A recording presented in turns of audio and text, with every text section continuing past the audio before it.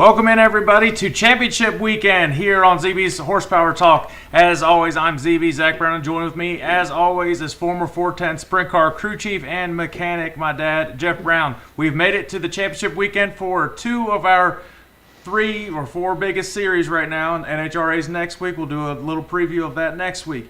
This week is where it all matters, the biggest series of all motorsports. NASCAR, all 3 series are trying to chase their dreams for a championship this weekend. The Truck Series, Xfinity, and Cup Series. In the Cup Series, you have Joey Logano, Tyler Reddick, William Byron, Ryan Blaney. Xfinity, you have Austin Hill, AJ Allmendinger, Cole Custer, Justin Allgaier. And in the Trucks, you have Grant Enfinger, Christian Eckes, Ty Majeski, and Corey Heim. And as we're doing this right now, the Truck Series race is about to start. So chat is open for everybody. We are live right now. So let's dive right into the championship. Let's get into it. The biggest shocker right now, Christopher Bell, who we pretty much guaranteed was going to be the Final Four, did not make it as he was disqualified for his last lap pass, similar to a Ross Chastain type pass, giving it to William Byron. So now the championship 4 is set. Yeah, and also, let's see, teams of Ross Chastain, which ironically, the rule for Christopher Bell was the cause of that, and Bubba Wallace and Austin Dillon. They were kind of blocking to get a Chevy into the Final Four. NASCAR didn't like that too much. Bubba Wallace, well, he wasn't blocking, but he was purposely losing spots there at the end, trying to get Christopher Bell to come up in there. And I don't think we got any sound, do we? There we go. No, you have sound. You're good. Oh, okay. I heard you. You're crystal clear. Okay. No, So big penalties happened there,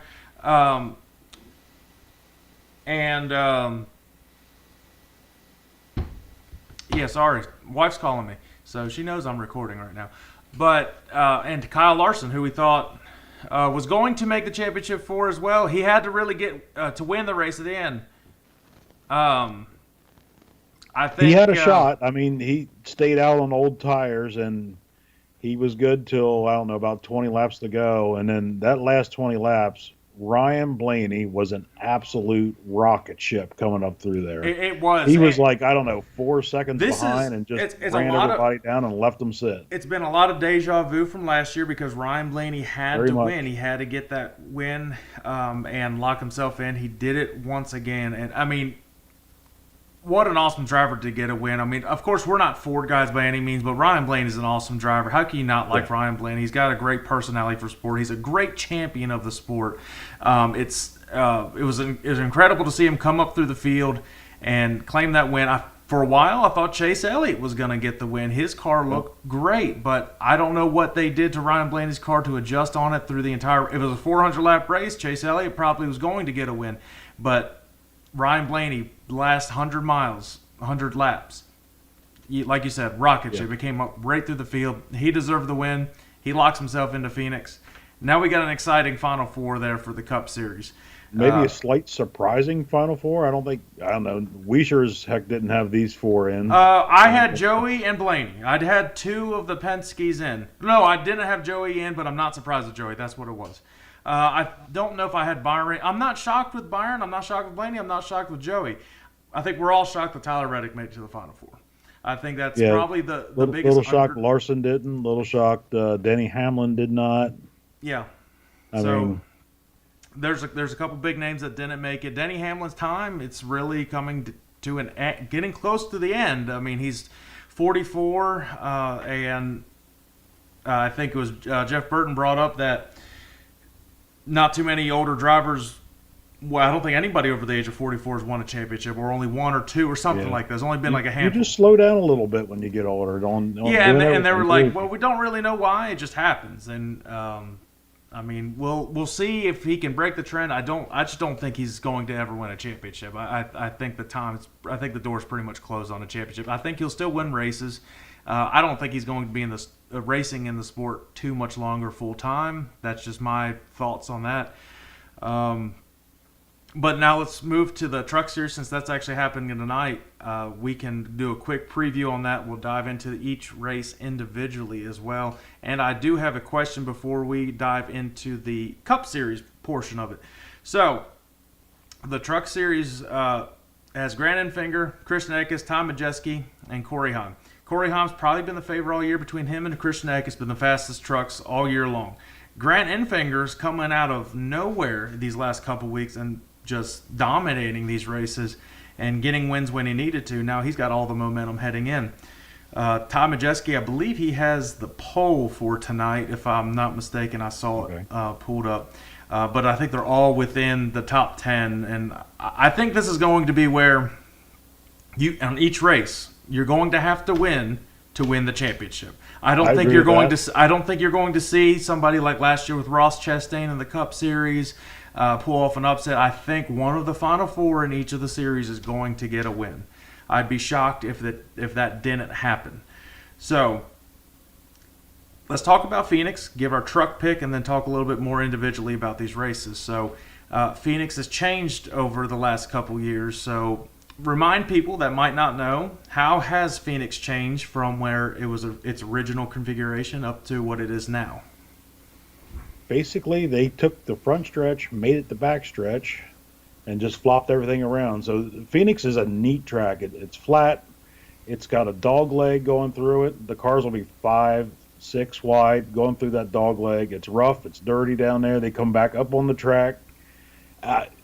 They should have more tracks like it. It's kind of, I mean, it's an oval. It's a weird shaped oval. Kind of almost races like a road course in one aspect, just the way you go in and to outbreak the other teams. And then, the other half of the track is a traditional oval, and they haul around there pretty good. It's an interesting track, in the middle of the desert, mountains around everywhere. You'll see a bunch of people up on, I think they call it Rattlesnake Hill or something like that. It's really a neat track. It's definitely one of a kind. And I think it's a great place to finish the season out, just because the track is so interesting. It's definitely not your run-of-the-mill cookie-cutter mile and a half for sure. So I think it's just over 1 mile in length on the track. But like I said, it's relatively flat, and I said it's just neat. The restarts are going to be exciting. You think Pocono's neat, Phoenix is going to be wild. Do you think the racing has improved there since they reconfigured it to where the start finish line is where the old 3 and 4 is, and now it's the 1 and 2 now? Well, no, it's the old 3 and 4. It's the new 1 and 2. Yeah, it seems like it just because of the way the dog leg goes. It's there's so much more room. You're especially coming down to the end. The track's 150 feet wide. You could dive down through there, try to run her down through the dirt, and it's a lot shorter. It's dirty, it's flat, but you can make up time if your car handles correctly. So I think last lap passes could be quite exciting. You don't have to just run into somebody, move them out of the way. There's plenty of room to move around. So there's where your chess match comes. It's like if you're leading and somebody's catching you, where do they go? How do you block that? Well, all 3 races are going to be very different from each other. So the Truck Series starts a lot later. It starts here, I think, at 9 o'clock Eastern Time, and which is about 6 o'clock, so the sun's going to start going down in Phoenix. It's going to finish under the lights. Xfinity, I believe, starts around maybe 5 or 6 Eastern tomorrow on Saturday, and then Sunday is an afternoon race for the Cup Series. Now, that makes it interesting because you have the track getting slick under the hot sun. I get that, and I get that it's Sunday. I think this race would be perfect for a night race championship caliber type finish to add any more pizzazz to a championship. I think you had some fireworks to it. It finishes under the lights.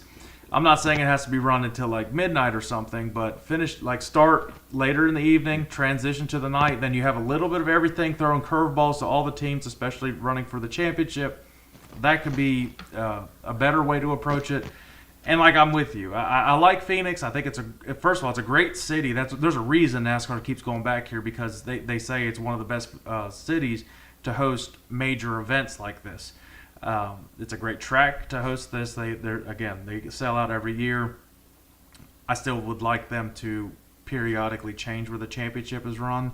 I'd like it probably between Phoenix, Las Vegas, and Homestead, three cities and tracks that could definitely host this race, then this type of caliber race.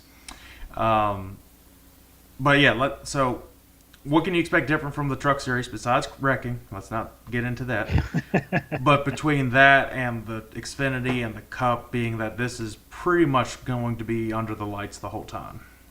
Yeah, well, the one thing is if anyone's ever been out west and in the desert, it gets cold as soon as that sun goes down. So that track temp is going to drop way down. I think there's going to be actually quite a lot of grip. I don't think tire wear is going to be a big issue on the trucks. So I think they're going to be actually for the trucks. I think they're going to be getting around there really fast. I think the track's going to be in good shape, cool air, making power. Tires are grippy.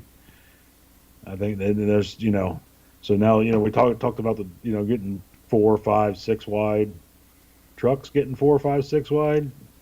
You better white knuckle that one getting in there because who knows where the hell they're going to end up. Turns 1 and 2 is going to be interesting when they make that first turn, especially how flat that turn is. Late race restart. Oh man, it's going to get real then. So if I'm not mistaken, the truck race last year, all 4 ended up in some sort of wreck during the race, and it was basically survival of the fittest. I don't think you'll see that this year. I will give trucks credit where credit's due. There have been a lot less cautions this year than there have been in the past. I think maybe the talent is improving. Plus, you have some drivers that are, I guess, getting demoted going into the truck series that have experience in higher series and kind of bring that to it, and they're not such squirrel bags, for lack of a better term. All right, well, the truck series, let's dive into our pick right here.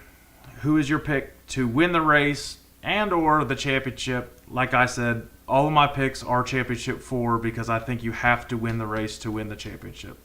I agree with that one. So this one, maybe at the beginning of the year, might consider it a long shot, but he has been on fire. So I'm going to go with Grant Enfinger to come home with the championship. There is no way we picked the same damn picks today. Oh, we did. All right, I've got Grant Enfinger. I mean, momentum is huge in all sports, especially racing. When you have everything clicking between the driver and the pit crew and everybody else back at the shop, that just adds a little bit more, and it makes you perform better. So, yes, I have Grant Enfinger as well winning the championship. That would be a huge upset because I think it really was Eckes and Heim all year long, and now it's down to Enfinger's not a long shot anymore. All right, well, the Xfinity Series, like I said, it's going to be a later afternoon race on Saturday. This Final Four, not really surprised really by any of it. Maybe A.J. Allmendinger. Maybe. But other than that, Austin Hill expected. Cole Custer to defend his title expected. Allgaier seems like he's the Denny Hamlin of the Xfinity Series. He gets to the Final Four every year and loses. I feel so bad for him. He's tried so hard for so long to do it. And obviously A.J. Allmendinger. I don't think anybody's really going to be upset with any of these that win. Fans would really love to see A.J. Allmendinger or Allgaier win it. That would be that crowd would erupt with either one winning. What can you expect with the Xfinity Series? Well, so there, we're going to have a little more track temperature early in the race. I don't know when sunset now. Phoenix is 2 hours behind us now because they don't change their time, so makes things a little more interesting. But so starting earlier, and after having the truck race, probably not going to get any rain, so they're still going to have rubber on the track. But I think during the day, because like you get out there, that sun's beating, it's hot, and as soon as it goes down, it cools off. So I'm going to assume they're going to be finishing probably at dusk and under the lights. So the temperatures at the end of the race, the cars are going to handle way different than the beginning of the race. But like you said, I think one of those 4 is probably going to have to win the race to get this one. And Yeah, AJ and I talked about it. I said this track it races a little bit like a road course. Does that play into AJ Allmendinger's hands? I guess we'll find out tomorrow. The longest shot winner out of the top four is AJ Allmendinger. He is plus 1,000. I did two bets this weekend in Xfinity and Cup, and I parlayed them together. I'll release that to you guys later on. But in the Xfinity, who's your pick to win the race, win the championship, and hoist that trophy?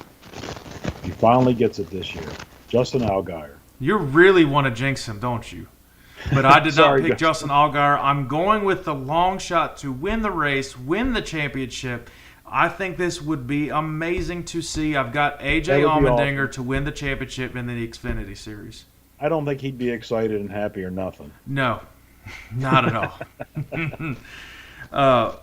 All right, so before we preview our final fantasy, if you will, for NASCAR for this year. So there's some drivers obviously I can't use because I've used up Larson and all that fun stuff. I still got some decent drivers in this one. But here's the question of the day, and whoever's following along, make sure you drop it in the chat if you know the answer before I give you the answer. Who is the last NASCAR Cup Series driver to win the Daytona 500 and win the championship in the same year? William Byron is the defending champion of the Daytona 500. Can he get it done this year? Who was the last one to do it? Wow. That's tough. I'm thinking it's been a little while, like Jimmy Johnson. You were correct. Jimmy Johnson in 2013, he won the Daytona 500 and won the championship that year. So that was the last time, so it's been 11 years. Can William Byron do it again? It's the first driver since 2020 to have a shot to do that, and did not happen in 2020. So we will see what happens with that one. So let's pull up our fantasy lineup. So let me pull up yours. It'll be on the screen here in a second.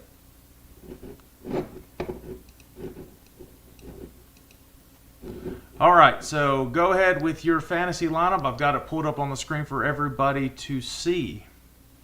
All right, so my starters, I'm going down limb on all these. So I got Joey Logano in the Final Four, Kyle Larson not in the Final Four, Denny Hamlin not in the Final Four, William Byron in the four, Ryan Blaney in the four, and in my garage, Christopher Bell.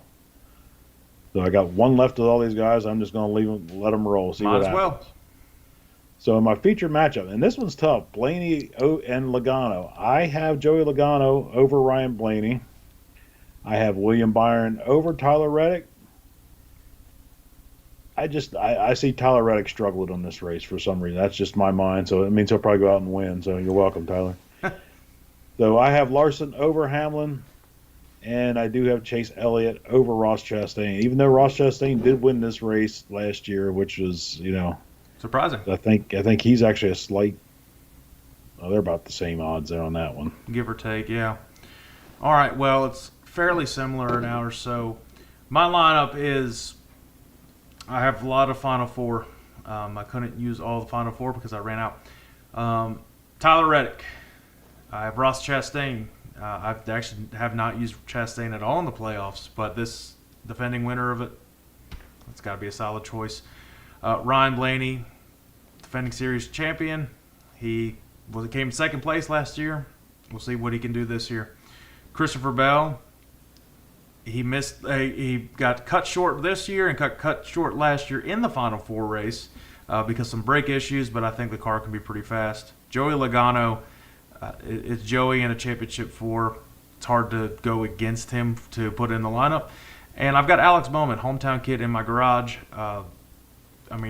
All else fails, throw him in with someone else, see what happens. Ryan Blaney versus Joey Logano, I'm with you. I've got Joey Logano in this one. William Byron versus Tyler Reddick. I think Byron will have a slight advantage over Reddick. Denny Hamlin and Kyle Larson. I've got Kyle Larson over Denny Hamlin. And actually I have Ross Chastain over Chase Elliott in this one. So there are no hot picks in this. They are only giving you good picks. So good pick, Ryan Blaney. Shocker. Good pick, Ross Chastain, defending winner of this race. That's some pretty good odds there at the 1,700. Yeah, avoid Austin Dillon. I could have told you Yeah, that. well, Avoid Alex Bowman. Well, he's my garage, so we'll see. You And know, Bowman runs good here. That's actually quite surprising. this is back-to-back weeks of the sleeper as Chase Briscoe. I think he's been like this. He and Chris Buescher have been the sleeper all year, I think. Seems like it. Definitely seems like it. So, all right. So last race for Stuart Haas, which is, kind of interesting. Yeah, but then it'll just be the Haas factory team next year. Yeah. All right. Oh, here's something a little interesting though. I want to share. So I was looking the NASCAR Cup Series owner points because Larson missed out on running at Charlotte where Justin Allgaier sub for him. So I was just curious. So right now we have the number 12 Team Penske of Ryan Blaney, the owners. He is leading. The number 5 of Hendrick Motorsports is 1 point behind. 24 is 2 points behind, and the 20 is 34 points behind. Wow. I thought that was so. I don't think. I'm just assuming that goes for throughout the whole year. They don't do like a playoff. No, I don't think so, and I don't think there's ever been anyway. Or at least it's been a long time since they've had a different owner. Oh well, no, I'm lying to you. They just looking at the points. They do because the 5th place is like 2,700 points out. Okay. All right. So they do. So that is a little more interesting, or at least different than the. So we got 2 of them that are not in the drivers' championship, but are still in for the owners' championship. So that's kind of interesting. So there's something, could be a good chance that you see a different champion and different owners champion. It could very well. That would be. Yeah, we got half the field could either be, it's either going to be Blaney or Byron that win them. Well, even that, Byron may not even make up the. Well, it depends on who runs second, I guess. That's going to be kind of interesting. Yeah, that'll be the big storyline come Sunday. Before we give the picks, what are you looking at for this Cup Series, and how can these drivers, I guess, transition from the spring and relate it to the fall race? Well, it's funny. You think if you ran good in the spring, you'd be able to come back and get into these tracks and be fast. And it seems like these tracks, I don't know if it's the technology changes or this and that, but they seem to always come back. Like you bring the same setup, you're probably going to suck. So, and this one I got, it's hard to go against this guy. He got it advanced on a technicality, goes out and wins the next week, gets into the Final Four. It just seems like a Joey Logano type year. Yeah, used to really not like Joey, but he kind of growing on you a little bit. So I think Joey Logano is going to win the race and the championship, and Mom also agrees. Mother. You got it too? Yeah, and so for everybody listening, I did parlay these together between AJ Allmendinger and Joey Logano as my Cup Series pick for the championship, so I'll release that. But yes, this really feels like a Joey Logano year. Where has he been the last couple races? Very, very quiet. Where was he the last couple races before his last championship? Very, very quiet. What about the first one? Very, very quiet.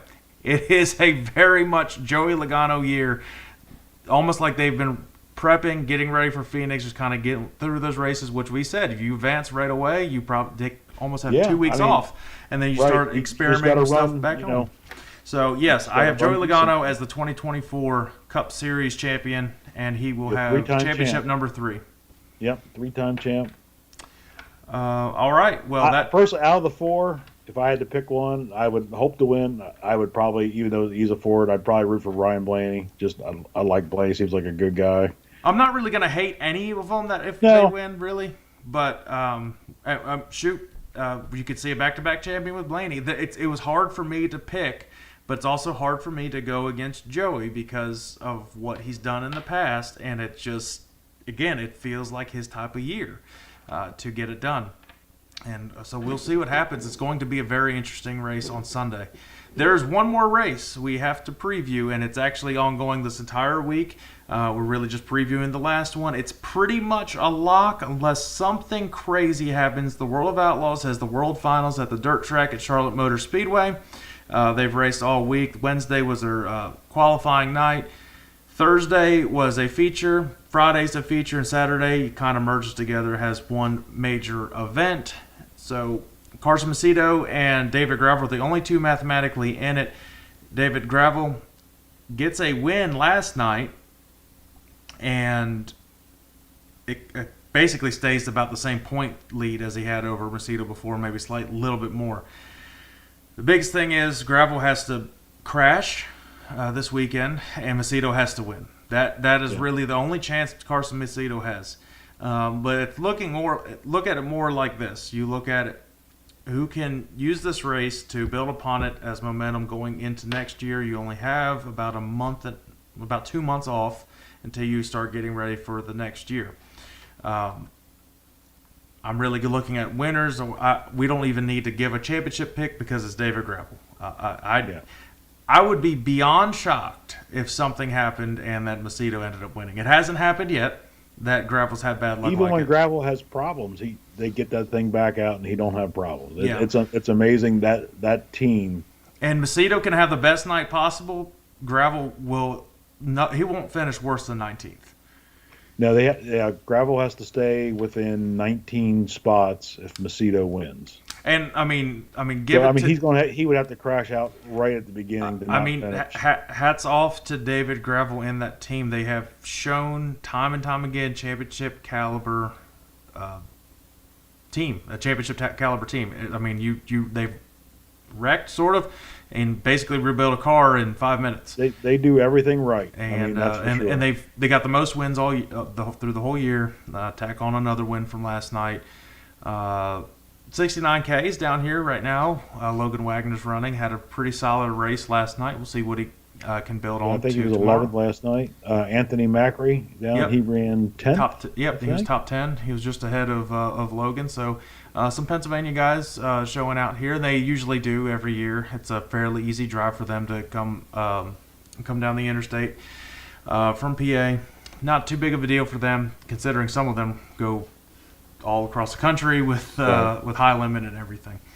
I'd love for it to where Larson could run in the finals. That probably will never happen unless they make the championship race at Charlotte. They'd have to change weekends. Yeah, unless they make the championship race at Charlotte, which I think would be cool. I've been saying that would work.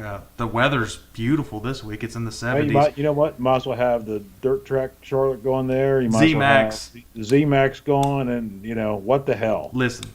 That would be badass. We only have so many police officers here, so it's only so much we could do with that work. All right, so for our race pick for the World Finals, so I'm diving into like this. The last time the World Finals were the week when I was there a couple years ago. This week is similar to this as a couple years ago. It's been kind of wet. The track, yes, it's going to be dusty because it's a dusty shithole, like we like to say, as a lack of a better term. It does put on decent races if there are multiple groups. To be fair, we got sprint cars, World Outlaw late models, and big block modified. So it's a lot for a small track. Cars running on this track. It's a lot for a small track. You will be filthy if you're anywhere in that area. Yeah, and it's not very good clay. It looks like an Ohio track. It really does. Now it can put on races well. It can put on good racing, but it comes down to who can run the bottom. It always does. It'll probably get rubber down eventually. Yes, and there's the moisture in the air this week. We finally had some rain after it being basically in a drought, and so that throws a little bit of curveball than what has seen. It's not as chilly as it has been in the past. Last year was a lot colder than it is this year. It's in the 70s and 80s this week. Last year I think it was chilly. I think I actually had a coat on at work in this race. But I'm looking at it as 2 years ago as a very similar race. So that's why I'm going with this pick. And I'm going to go with it because I'm tired of me copying you, it seems like. So I'm going with Donnie Schatz to close out this year in the World Finals. He won this race from 18th or 19th a couple years ago.